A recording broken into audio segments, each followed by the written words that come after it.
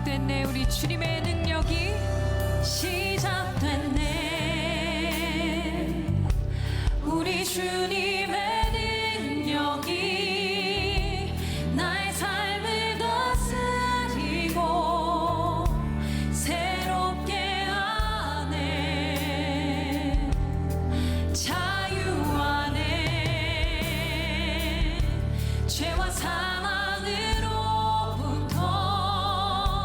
나의 삶은 변하고 난 충만하네. 시작됐네. 시작됐네. 우리 주님의 크신 능력이 나의 삶을 다스리고 새롭게 하네. 자유하네.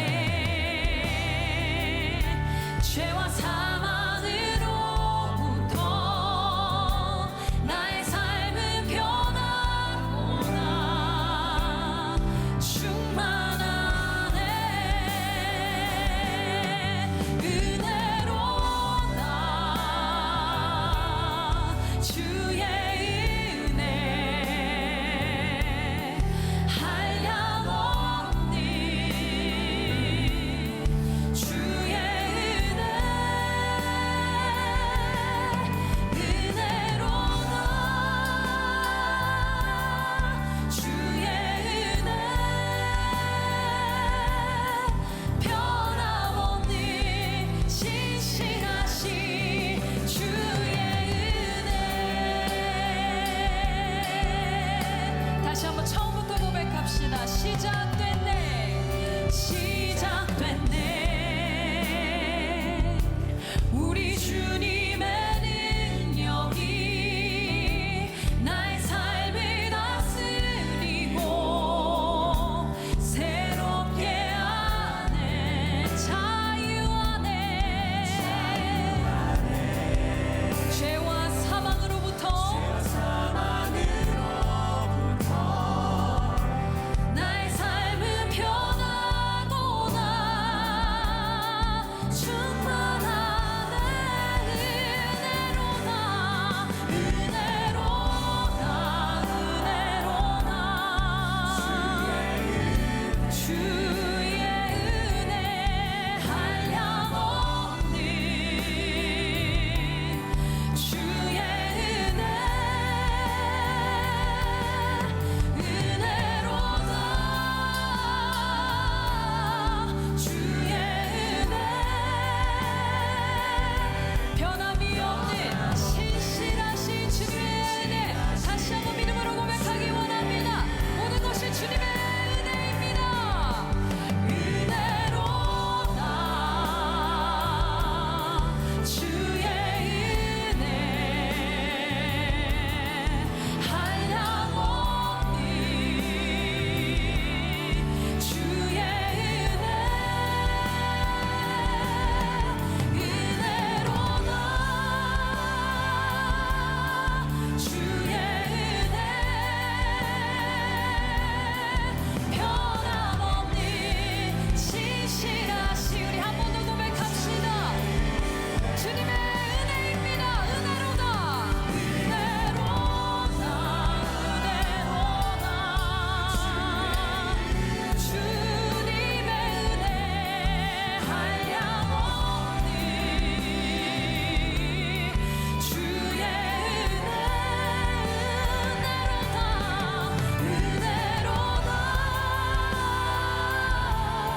주의 은혜 변함이 없는 변함없니 변함없는 주님의 변함없니 변함없는 변함없니 주의 은혜 주의 은혜. 할렐루야. 우리 찬양을 기쁨으로 받으신 하나님께 감사와 영광의 박수 올려드립시다. 이 시간 우리 자리에서 일어나 만왕의 왕 되신 주님께 임대하며 하나님 아버지 거룩한 보좌 앞으로 나아갑시다. 멸류관 가지고 주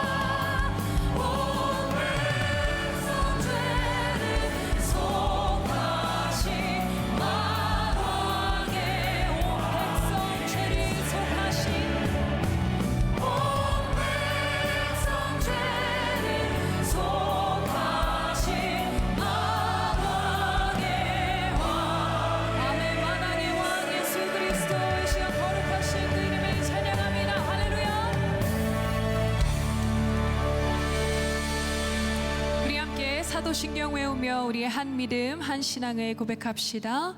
나는 전능하신 아버지 하나님 천지의 창조주를 믿습니다. 나는 그의 유일하신 아들 우리 주 예수 그리스도를 믿습니다. 그는 성령으로 잉태되어 동정녀 마리아에게서 나시고 본디오 빌라도에게 고난을 받아 십자가에 못 박혀 죽으시고 장사된 지 사흘 만에 죽은 자 가운데서 다시 살아나셨으며 하늘에 오르시어 전능하신 아버지 하나님 우편에 앉아 계시다가 거기로부터 살아있는 자와 죽은 자를 심판하러 오십니다. 나는 성령을 믿으며 거룩한 공교회와 성도의 교제와 죄를 용서받는 것과 몸의 부활과 영생을 믿습니다. 아멘. 다 자리에 앉으시겠습니다.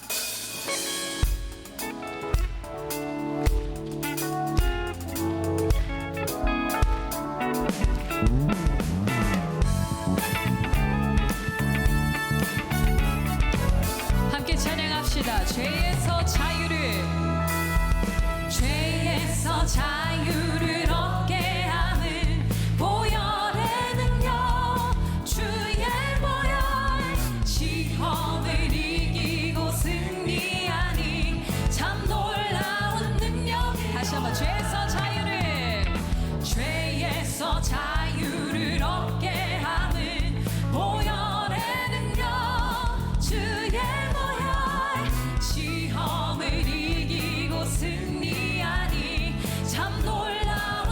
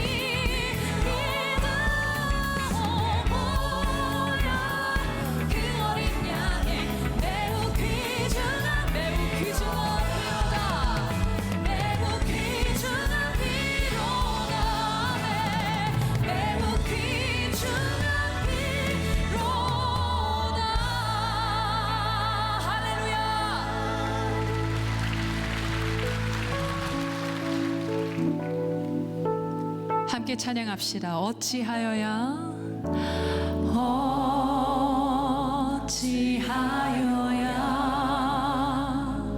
그 크신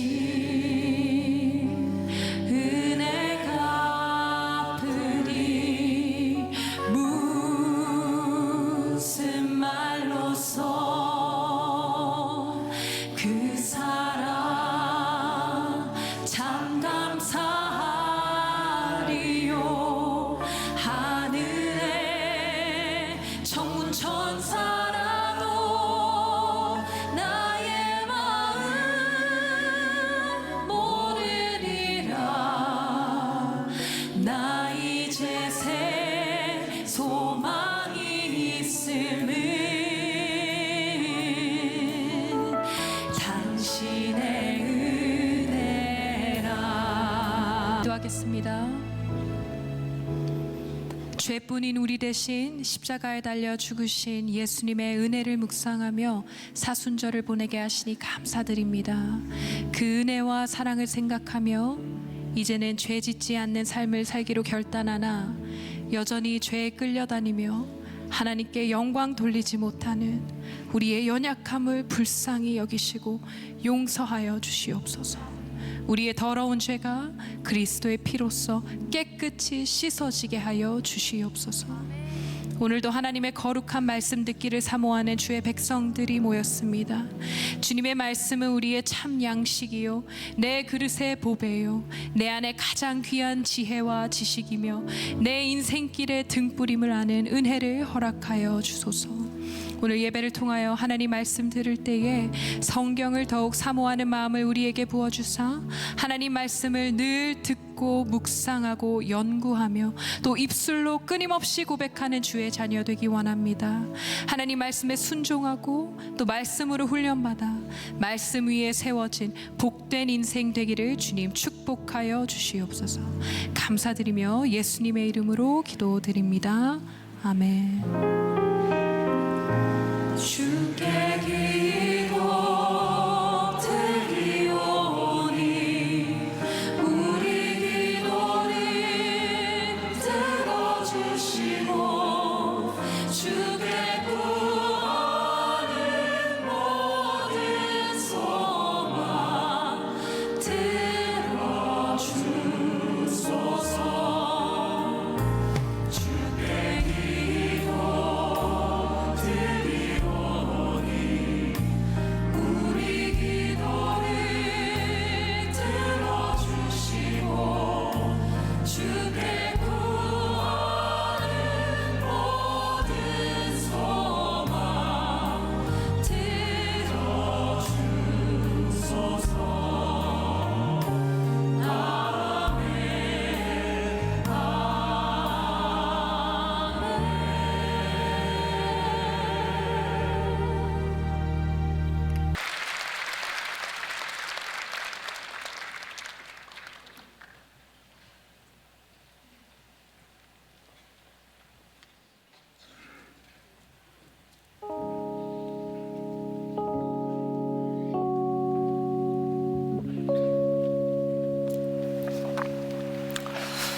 아, 12시 예배 함께하는 여러분들 한 사람 한 사람을 주님의 이름으로 사랑하고 축복합니다. 자, 오늘 말씀의 제목은 하나님의 마음은 어디에? 우리가 계속해서 사역에 대한 설교를 하면서 하나님의 마음이 어디에 있는가 그것을 알려고 우리들이 노력을 하고 있습니다.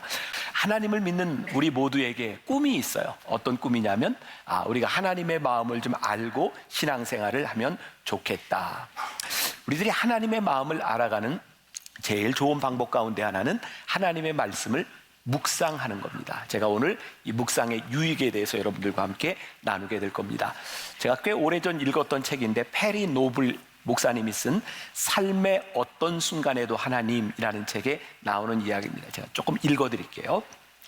열심히 살지만 하나님의 아름다우심을 보기 위한 시간을 내지 않는 탓에 그분과의 친밀함을 경험하지 못하는 사람이 얼마나 많은가. 우리는 늘 일정에 쫓겨 정신없이 뛰어다닌다. 빨리빨리를 입에 달고 산다. 그러니 하나님이 그분 자신을 보여주셔도 보지 못할 수밖에 없다. 예전에 내 삶의 속도는 도저히 감당할 수 없는 수준이었다. 하루는 우리 딸을 목욕시키다가 딸이 목욕에 집중하지 않고 장난감에 한눈을 팔자 나는 참지 못하고 재촉했다. 이럴 시간이 없어. 서둘러야 해. 그러자 딸은 이해할 수 없다는 눈으로 나를 바라보았다. 아빠, 왜 시간이 없어요? 왜 서둘러야 해요? 갑자기 할 말이 생각나지 않았다. 위험천만한 속도에 너무 익숙해진 나머지 나도 모르게 딸에게도 똑같은 속도를 전염시키려 했던 것이다. 어두운 터널에서 빠져나오려고 발버둥 칠 당시 한 믿음의 친구가 이렇게 조언했다. 자네의 속도는 감당할 수 있는 수준을 넘어섰어. 너무 빨라. 우울증에 빠진 사람들은 명백한 잘못을 지적하는 말에도 쉽게 화를 낸다. 솔직히 나는 속도를 조정하고 싶지 않았다. 변하고 싶지 않았다. 내가 아니라 나 외에 모든 사람이 변해야 한다고 생각했다. 이런 나를 이해하고 나를 위해 기도해 줄 사람이 절실했다. 친구에게 이렇게 말했던 기억이 난다. 마귀는 하루도 쉬지 않아. 그러자 이런 대답이 돌아왔다. 꼭 마귀를 본보기로 삼아야 되겠어? 지독히 바쁘단 시절에는 쉼이란 말이 그렇게 듣기 싫었다. 마침내 상담 치료사는 내게 이렇게 말했다. 성경은 일하지 않는 사람을 게으르다고 말하지만 쉬지 않는 사람에 대해서는 불순종이라는 표현을 씁니다. 자, 제가 오늘 이 말씀 묵상에 대한 이야기를 하면서 우리들이 흔히 될 수 있는 핑계가 그런 것 같아요. 바빠. 세상이 그렇게 녹록지 않아. 성경은 일하지 않는 사람을 게으르다고 말하지만 하나님 앞에서 쉬지 않는 사람을 불순종한다고 말한다. 우리 쉼은 단순히 노는 것이 아니라 하나님의 말씀을 들을 수 있는 시간을 의미하고 있는 거예요. 하나님의 마음을 안다고 하는 것이 우리들에게 목적이 아닙니다. 하나님의 마음을 아는 것은 우리들이 하나님의 마음을 알아 살아가기 위해서 마음을 알아가는 거죠. 묵상이 주는 유익에 대해서 이야기할 때 DTS 혹은 묵상학교에서 그런 가르침을 줍니다. 화면으로 한번 보여주시고 필요하면 스마트폰으로 찍으세요. 제가 다 설명을 하지 못합니다. 5가지 포인트를 이야기하고 있어요. 하나님의 말씀을 이해하는 5가지 방법. 하나님의 말씀을 듣는 것, 읽는 것, 연구하는 것, 암송하는 것, 묵상하는 것. 요 5가지 이제 말씀도 여러분들에게 넣어드렸어요. 이런 비유를 들 수 있을 것 같아요. 자, 하나님의 말씀을 묵상하는, 하나님의 말씀을 이해하는 5가지 방법. 자, 제가 이 성경을 드는데 한 손가락으로 들 수 있을까요? 불가능해요. 2손가락으로는 들 수 있어요. 근데 조금 버거워요. 5손가락으로 들면 편안합니다. 하나님의 말씀을 묵상하는데 저 5가지를 여러분들에게 이야기하는 것은 우리들이 좀 더 명확하게 쉽게 하나님의 말씀을 이해하고 듣기 위해서 이런 5가지의 과정들이 필요하다는 거예요. 저건 여러분들이 참고하시고, 자, 이제 하나님의 마음을 알고 그 마음으로 산다는 것이 어떤 의미인가? 오늘 우리들이 읽은 본문 말씀 디모데후서 3장 17절에 이런 말씀이 있어요. 이는 하나님의 사람으로 온전하게 하며 모든 선한 일을 행할 능력을 갖추게 하려 함이라. 도전적으로 질문을 해보겠습니다. 여러분들은 하나님의 말씀이 나를 온전하게 할 수 있다고 믿으십니까? 하나님의 말씀이 선을 행한 능력을 갖추어 줄 수 있다고 믿으십니까? 우리들이 이 믿음이 없이 우리들이 성경을 보아야 될 이유도 없을 거예요. 분명한 우리들에게 이 믿음이 있을 때 우리들이 하나님의 말씀을 보고 하나님의 마음을 알아야 되는 동기가 부여가 될 것 같아요. 하나님은 하나님이 원하시는 방법으로 말씀하신다는 거예요. 근데 우리는 우리가 원하는 방식대로 듣기를 원합니다. 중요한 겁니다. 우리들이 어떻게 하나님이 원하시는 방식으로 이 말씀을 우리들이 들을 수 있는가? 지난 3년 동안 코로나 시기를 지나고 이제 4년 차를 맞이하면서 저는 하나님께서 우리 교회에 주신 큰 유익, 큰 축복이 있다고 저는 믿거든요. 그게 뭐냐면 코로나로 인해서 어쩔 수 없는 상황에서 저는 아침마다 유튜브로 365일 영상을 만들어서 여러분들과 함께 묵상하는 일을 했어요. 첫째, 오스왈드 챔버스의 주님은 나의 최고봉 365일을 지나면서 제가 정말 놀란 건 여러분들은 눈치채지 못했을지 모르지만 교인들이 모였을 때 말하는 언어가 바뀌어지는 것을 보았어요. 야, 말씀을 묵상하는 게 이렇게 큰 힘이구나. 그리고 그 다음에 창세기부터 요한계시록까지 제가 함께 읽으며 여러분들과 통독을 했을 때, 그리고 그 다음에 하나님의 숨결을 가지고 365일 묵상을 하면서 저는 만나교회 목사가 돼서 20여 년이 지나는 동안 정말 이렇게 우리 성도들의 신앙이 단단해지고 있다라는 느낌을 이번처럼 받은 적이 없었어요. 하나님의 말씀을 묵상하고 매일 하나님의 말씀대로 살아간다고 하는 것은 우리들의 신앙에 굉장히 큰 유익입니다. 그런데 문제는 우리들이 이 유익을 우리들이 느끼고 필요하다고 생각하느냐는 거죠. 제가 목회를 하면서 때때로 이제 절망감 같은 걸 느낄 때가 있어요. 그게 언제냐면, 야, 저 사람 정말 예배 열심히 참석하고 기도 열심히 하고 공부 많이 하는 것 같은데 사람이 변하지 않는 겁니다. 그렇죠? 여러분들 머릿속에 떠오르는 그 사람, 맞아요. 어쩌면 저렇게 오랫동안 신앙생활을 하는데 삶이 변하지 않을까? 하나님의 말씀을 믿는다고 생각하는데 어쩌면 저렇게 말씀대로 살아가지 않을까? 이게 저에게 어떤 절망감처럼 느껴지는 것이었어요. 근데 제가 깨닫게 된 게 있어요. 우리들이 하나님의 말씀을 공부하고 예배를 드린다고 하지만 하나님이 우리들에게 말씀하시는 방식으로 듣지 않고 일방적으로 우리들이 살아간다면 우리들이 절대로 하나님의 말씀대로 하나님의 마음을 알 수 없겠구나. 하나님의 마음을 헤아리지 않는 묵상과 하나님의 말씀을 들으려고 하지 않는 우리의 신앙의 태도들은 절대로 말씀으로 변화된 삶을 살 수 없도록 만들어져요. 어떤 목사님이 그런 이야기를 했어요. 가장 은혜스럽지 못한 교회의 특징이 있다. 뭐냐면 예배와 기도보다 회의가 긴 교회, 그게 바람직하지 못한 교회라는 거예요. 우리 양심에 손을 얹고 솔직히 우리들의 모습을 봅시다. 우리 교회 안에서는 많은 회의들, 많은 모임들이 있어요. 교회 안에서 만들어지는 모임을 시작하기 전에 우리는 뭘 하나요? 기도를 하고 시작합니다. 제가 양심에 손을 얹어보자 그랬어요. 우리들이 기도를 하는 이유는 빨리 기도하고 우리들이 하고 싶은 회의나 모임을 하기 위해서 기도하는가, 아니면 이 모임 가운데, 이 회의 가운데 하나님의 뜻이 무엇인지를 분별하기 위하여 기도하니까. 저부터도 이 기도라고 하는 것이 때때로 빨리 기도를 마치고 우리들이 해야 될 일을 하려고 하는 것 같아요. 뭔가 잘못되어 가고 있다. 우리들이 신앙의 이름으로 믿음으로 우리들이 살아간다고 하면서도 하나님의 마음이, 하나님의 뜻이 우리들에게 들려지지 않는 거예요. 문제는 하나님의 음성이 없는 것이 아니라 하나님의 음성을 우리들이 들으려고 하지 않는다는 거예요. 문제는 하나님의 음성이 없는 것이 아니라 하나님의 음성을 우리들이 구별하지 못한다는 거예요. 어떻게 우리들이 이 하나님의 음성을 구별하고 말씀대로 우리들이 살아갈 수 있을까? 몇 해 전 온누리교회 하영조 목사님이 돌아가시고 3주기를 기념해서 책이 하나 나왔습니다. 믿음은 기다림으로 완성됩니다. 근데 제가 그 책을 보면서 제가 그렇게 메모를 해놨었어요. 죽은 자를 통하여 믿음에 대하여 우리들에게 말씀하시는구나. 제가 그 책을 읽었을 때 그런 느낌이었어요. 돌아가신 그분을 통하여 이 믿음이 무엇인지를 우리들에게 말씀하고 계시는구나. 그 책에 창세기 12장 1절 말씀을 가지고 풀어나가는 게 있는데, 창세기 12장 1절 한번 봅시다. 잘 아는 말씀이에요. 같이 봅니다. 여호와께서 아브라함에게 이르시되 너는 너의 고향과 친척과 아버지의 집을 떠나 내가 내게 보여줄 땅으로 가라. 자, 이 말씀을 가지고 이런 질문을 합니다. 여러분들이 가지고 있는 믿음, 여러분들은 진정한 믿음을 뭐라고 생각합니까? 자, 제가 묻습니다. 믿음이란 약속의 믿음이 진짜 믿음입니까? 희망의 믿음이 진짜 믿음입니까? 반반인데 대답해 보세요. 네, 뭘 것 같아?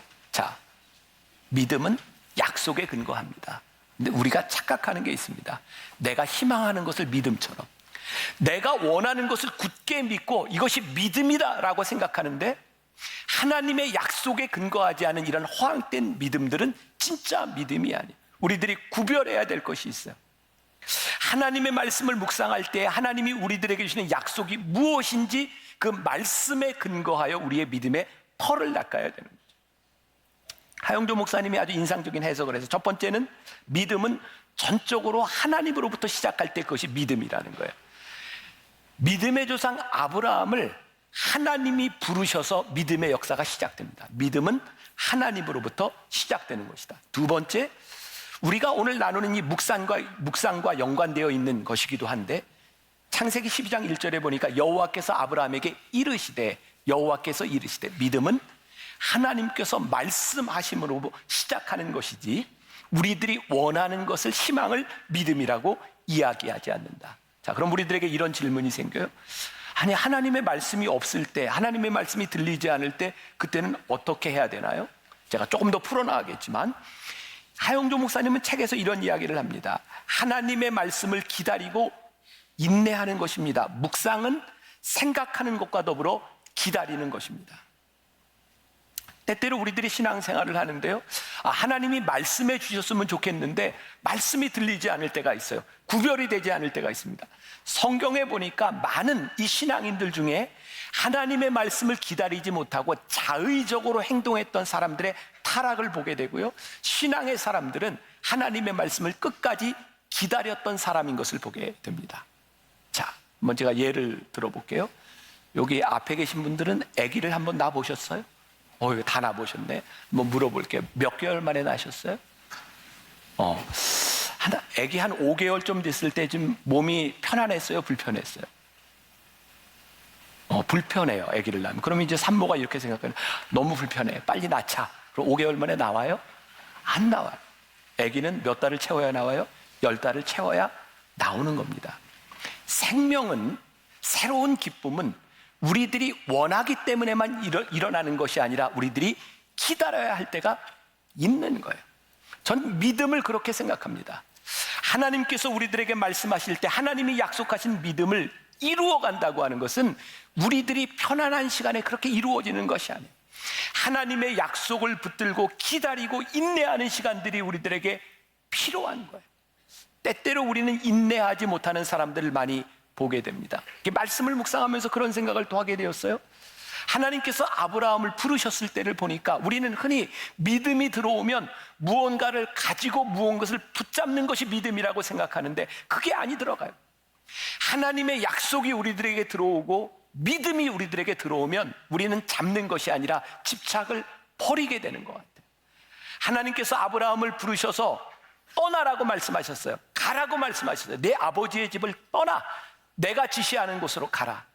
믿음이 우리들 속에 들어오기 시작할 때 하나님의 말씀에 근거하여 우리들이 버리고 우리들이 떠나야 되는 것이 우리들에게 보여지는 거예요. 그래서 믿음은 하나님의 약속, 그리고 약속은 이미 이루어진 것이 아니라 이루어질 것에 대한 기대를 가지는 것이 믿음이구나. 아브라함을 보니까요, 그는 25년 만에 아들을 얻었지만 하나님이 약속하신 것을 그에 대해 다 보지 못했습니다. 그는 하나님의 약속을 보고 죽었어요. 와, 저에겐 그런 생각이 들더라고요. 그렇구나. 우리들에게 믿음이 들었을 때 우리는 하나님의 약속을 바라보며 죽을 수 있겠구나. 죽는 것이 아깝지 않은, 죽는 죽음 앞에서도 하나님의 인도하심을 볼 수 있는 것, 그것이 믿음이구나. 서두르면 이스마엘을 낳고 기다리면 이삭을 낳는구나. 그래서 하나님의 말씀, 하나님의 마음을 헤아려가는 그 과정 가운데는 기다림의 시간들이 있다. 하나님의 말씀에서 우리들이 하나님의 마음을 본다고 하는 것은 어떤 의미일까? 이 성경을 다른 말로 캐논이라고 말합니다. 캐논. 이 캐논이라고 하는 말은 속도라는 뜻을 가지고 있고요. 이 캐논이라고 하는 것은 옛날에 성경을 이 갈대에다 기록을 했기 때문에 이 자처럼 이렇게 잴 수 있는 거예요. 자, 하나님의 말씀이 내 삶의 기준이 됨을 내가 믿는가? 우리들이 하나님의 말씀대로 살아가면 내가 온전해질 수 있다고 하는 믿음을 우리들이 가지고 있는가? 오늘 말씀해 보니까 디모데후서 3장 16절과 17절에 보니까 하나님의 사람으로 온전케 될 수 있어. 바로 이 믿음을 가질 때 우리들이 말씀을 우리들이 들으려고 하지 않을까? 성경은 하나님의 감동으로 된 것이야. 자, 여러분 혹시 구약개관 공부해 보셨어요? 구약개관. 이거 내가 쓴 책인데 많이 안 하셨어요? 우리 교회 지금 많이 하고 있는 구약개관, 신약개관. 제가 그 책을 쓸 때 20여 년 전에 제가 유학을 마치고 돌아와서 그 책을 쓸 때 한 주 한 주 시간이 없으니까 그 교재를 만들면서 그 책을 썼었어요. 근데 저에게 그 공부를 우리 교인들과 하면서 정말 놀라운, 저에게는 이 말씀이 이런 거구나. 공부를 가르치면서 수천 년 동안 기록된 이 말씀이 66권의 말씀이 40여 명의 저자에 의해서 기록된 이 말씀이 어떻게 이렇게 일맥상통하게 일관성 있게 이 말씀이 기록될 수 있는가? 이게 하나님의 감동으로 된 것이 아니라면 이 말씀을 우리들이 지금 가질 수 없구나. 그게 저에게 들었던 확신이었어요. 하나님의 말씀이기 때문에 우리들의 삶을 감동하고 하나님의 말씀이기 때문에 우리를 온전케 할 수 있다고 하는 믿음을 우리가 가지고 있는가? 언젠가 제가 우리 장로님 장례식, 그때는 제가 하관 예배를 인도했던 것 같아요. 하관 예배를 인도하며 이런 얘기를 했어요. 여러분, 장로님의 죽음은 끝이 아닙니다.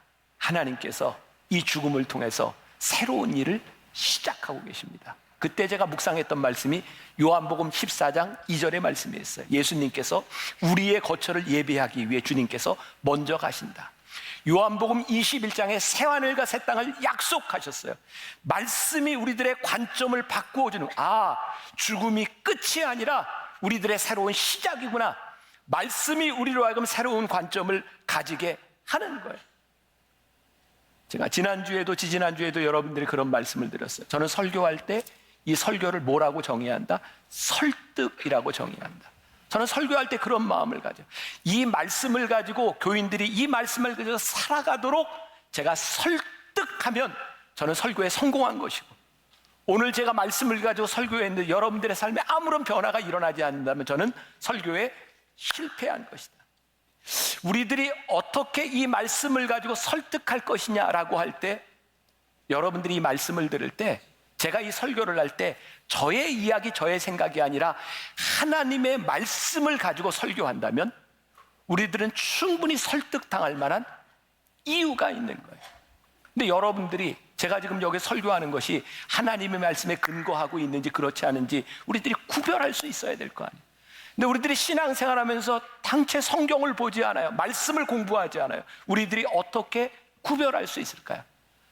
또 다른 말로 표현을 한다면 우리들이 얼마나 하나님께서 우리들에게 주신 이 말씀에 친숙할 수 있는가? 우리가 하나님의 말씀이 나를 온전케 할 수 있도록 우리들이 믿는다면 이 말씀이 우리들의 삶에서 익숙해질 수 있도록 살아야 되는 거예요. 그렇지 않고 우리들이 어떻게 하나님의 말씀으로 내가 교정될 수 있다고 생각해요. 몇 년 전에 세상을 떠난 빌리 그레이엄 목사님이 이런 이야기를 했어요. 들어보세요. 오래전 나는 신앙으로 성경을 받아들이기로 결심했다. 이것이 모든 사람에게 해당하기에는 어려움이 있을 수도 있다. 우리들 중 대부분은 핵 분열에 대하여 이해하지 못해도 받아들인다.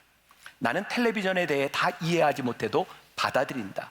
왜 사람들이 만든 기적과 같은 일들은 쉽게 받아들이면서 성경의 기적을 받아들이기는 어려워하는가? 자, 제가 중요한 말씀을 드립니다. 성경이 나의 삶의 척도가 되고 성경이 나의 삶을 바꾸어 줄 수 있고 온전케 할 수 있어 라고 믿는 삶의 기준으로 삼겠다고 결정하는 순간 말씀은 우리들 속에서 역사합니다. 중요한 것은 그 말씀을 우리들이 다 이해할 수는 없다는 거예요. 제가 설교하는 것도 제가 이해하고 있는 한에서 제가 설교하는 것이지 제가 모든 걸 알지 못합니다. 제가 여러분들에게 중요한 팁을 하나 알려드릴게요. 혹시 신앙생활을 하다가 누군가 어디 가면 성경을 완벽하게 해석해 준대, 가서 성경 공부합시다. 100% 이단입니다. 잘 기억하세요. 어떻게 하나님의 말씀을 사람들이 100% 완벽하게 해석하고 이해할 수 있겠습니까? 성경은 그렇지 않습니다. 우리들이 이해할 수 있는 것도 있고 때로 이해하지 못할 때도 있습니다. 정말 놀랍게도 하나님의 말씀은 이상하게 우리들 속에서 역사합니다. 우리가 하나님의 말씀을 믿을 때 하나님의 말씀이 우리들 속에 살아서 정말 심령 골수를 쪼개는 그 어떤 칼보다도 예리하게 우리의 심령을 쪼개갑니다. 그러니까 하나님의 말씀이기 때문에 그래요. 예를 들어서 그 유명한 성 어거스틴이 그 고백록을 쓰고 그 고백록에서 자기가 회심한 이야기를 하는데, 어거스틴이요, 회심을 하게 될 때 하나님에 대한 궁금증을 가지고 그가 방황할 때 정원을 걸을 때 음성이 들립니다. 마음속에서 성경을 읽어라, 성경을 읽어라. 그리고 서재에 가서 그 펴는 성경을 읽었을 때, 그게 로마서 13장이거든요. 거기에 술 취하지 말라 이런 구절이 나옵니다. 술 취하지 말라는 구절에 회심합니다. 저거 가지고 회심이 돼? 놀랍죠? 하나님의 말씀이 여러분들에게서 어떤 말씀이 여러분들의 삶에서 역사할지 모릅니다. 중요한 것은 이 말씀을 나의 삶의 기준으로 삼겠다고 결심할 때 우리가 다 이해하기 때문이 아니라 그 말씀이 우리를 속에서 역사하는 거예요. 우리들이 이 믿음이 없이, 말씀이 우리를 속에서 역사한다고 하는 믿음이 없이 우리들이 어떻게 올바로 이 말씀을 우리들이 대하며 신앙생활을 하겠습니까? 오늘 본문 말씀 가운데 교훈과 책망과 바르게 함과 의로 교육하기에 유익하니. 자, 제가 공부를 마치고 한국에 돌아와서, 그때는 제가 이제 강사 시절이니까 뭐 학교에서 그냥 강의를 주면 무조건 해야 됐던 시설이 있어요. 제 전공하고 관계없이. 그때 어떤 신학교에서 제가 이단론을 가르친 적이 있습니다. 이단론을 가르치기 위해서 제가 여러 종류의 온갖 이단들에 대한 공부를 했어요. 공부를 해보니까 뭐가 잘못됐는지 알겠더라고요. 그래서 이단에 대해서 이렇게 가르치는데 갑자기 저에게 그런 생각이 들었어요. 아니, 언제까지 이단에 대해 연구하면서 여기 틀렸다는 이야기를 하고 그거 배우고 살아갈 것인가? 그것으로 우리들의 신앙이 온전해질까? 그때 제가 그런 생각을 했어요. 중요한 건 다른 사람들이 잘못된 것을 지적하는 것보다 내가 올바른 말씀을 공부하고 그 말씀에 근거하는 것이 훨씬 더 중요하다. 다시 이야기하지만 우리들이 모든 말씀을 다 이해하지 못합니다. 그러나 우리들이 이 말씀을 나의 기준으로 삼겠다라고 할 때 이 말씀이 우리 속에 역사하시는 그 말씀을 우리들이 붙들 수 있는, 예수님께서 40일 광야 금식을 하신 이후에 사단에게 시험을 당하십니다. 사단이 예수님이 성공할 수 있는 즉각적인 성공의 지름길을 알리죠. 배가 고프냐? 이 돌을 가지고 떡을 만들어라. 이 세상을 다 가고 싶으냐? 나에게 절을 해라. 저 성전 꼭대기에서 뛰어내어보라. 예수님께서 뭐라고 말씀하세요? 하나님의 말씀을 가지고 사단에게 이야기해요. 여러분들이 이 세상에 살아가는 동안 여러분들을 붙들어 줄 수 있는 것은 하나님의 말씀이 친숙하게 우리들에게서 생각날 때, 그 말씀으로 인하여 우리들의 삶이 교정될 때 말씀이 우리들 가운데서 역사하는 거예요. 예수님은 목자와 양의 관계로 비유로 설명을 했어요. 양은 목자의 음성을 안다. 양이 태어나면서부터 목자를 아는 것이 아니라 양이 목자를 따라 목자의 음성을 듣다 보니 양이 목자의 음성을 안다. 여러분들이 이 세상 한가운데 살아가면서 하나님의 음성을 알 수 있는 것은 한순간 여러분들이 은혜를 받기 때문에 이루어지는 일이 아니에요. 우리들이 말씀에 친숙해져야 하는 거예요. 하나님의 말씀이 우리들 가운데 들어오기 시작할 때 우리들의 삶이 조정돼요. 하나님의 말씀이요, 우리들의 삶에 들어와서 너 이거 맞게 사는 거니? 너 이게 지금 맞는 거니? 이렇게 말씀하실 때 그 갈등이 우리들 가운데서 시작되면 그때 비로소 우리는 순종하게 돼요. 아, 하나님이 하나님의 말씀이 맞는 겁니다. 그래서 우리들의 삶에서 조정되고 순종될 때 우리는 뭘 경험하게 되냐? 이 말씀이 우리 가운데 역사하시는 경험. 조정과 순종과 경험이 우리를 속에서 이렇게 계속적으로 반복될 때 우리는 하나님의 말씀을 듣고 따르며 살아갈 수 있어요. 문제는 이런 일들이 우리들에게 일어나지 않는다는 거예요. 제가 예를 들어봅니다. 제가요, 꽤 오래전에 후안 카를로스 오르티즈 목사님의 제자입니까? 라는 책을 보고 너무 좋아서 제가 시중에 있는 그분의 책을 종류별로 다 샀어요. 그리고 읽기 시작했어요. 그 책 중에 하나 그런 내용이 있었어요. 이분이 아르헨티나 부에노스아이레스에서 목회를 할 때 그 교회가 굉장히 급성장하는 상태였는데요. 이분이 그 라디오로 생방으로 이렇게 중계되는 그런 예배, 사랑이라고 하는 주제를 시리즈로 설교를 할 때였는데, 설교를 하려고 나오려고 하는데 성령님께서 강하게 이분에게 말씀하시더래요. 너 오늘 설교하지 마라. 음성이 너무 강력했는데 이 목사님은 성령님께 이렇게 이야기를 했대요. 성령님, 이거 오늘 라디오로 방송되는 겁니다. 생방송입니다. 여기서 하지 말라 그러면 어떡하세요? 근데 너무 강력하게 말씀하시더라고요. 이 말씀을 전하지 마라. 목사님이 순종하기로 결심을 하고 강단에 나와서 교인들에게 이렇게 얘기를 했답니다. 오늘 말씀은 서로 사랑하라입니다. 그리고 그냥 들어갔대요. 뭐 책 중에 물론 이제 중간에 더 이야기들이 있어요. 그리고 그 일로 인하여 그 교인들에게 일어났던 간증들을 나누기 시작했고 몇 주 동안, 그리고 몇 주 후에 말씀을 전하게 되었을 때 그 책에 보면 이런 표현이 나와요. 말씀을 듣는 교인들의 눈빛을 바라보면서 지금까지 이렇게 말씀을 갈구하는 눈빛을 본 적이 없다. 그러면서 여러분들은 말씀을 듣는 자입니까? 말씀을 행하는 자입니까? 책에 그런 구절이 나왔어요. 제가 그 책을 읽은 지 얼마 되지 않았을 때 제가 저 포항에 있는 한동대학에 집회를 인도하러 가게 됐어요. 놀랍게 저에게 그런 일이 일어났어요. 제가 채플 시간에 몇 번 설교를 하는데 원고를 준비하고 뒤에 앉아 있는데 제가 이제 소개를 받고 나와야 되는 상황이에요. 근데 제 속에 정말 강하게 성령님께서 이런 말씀을 하시는 거예요. 오늘 네가 준비한 말씀이 이 아이들에게 적절하지 않다.